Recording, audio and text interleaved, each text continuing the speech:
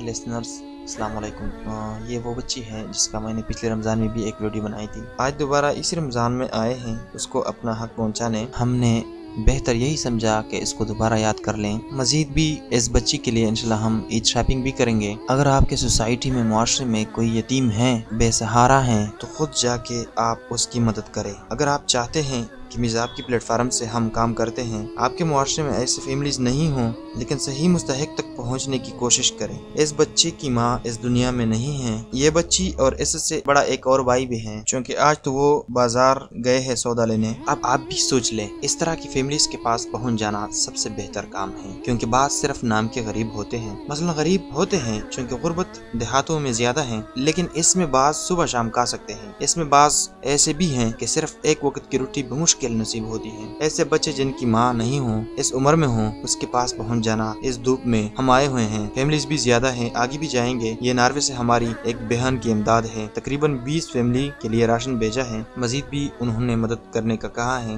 वो आपसे दुआ ही मांगती है, अल्लाह उन्हें भी अजर दे। दूसरी वीडियो तक इजाजत दीजिए। अल्लाह ने निगहबान।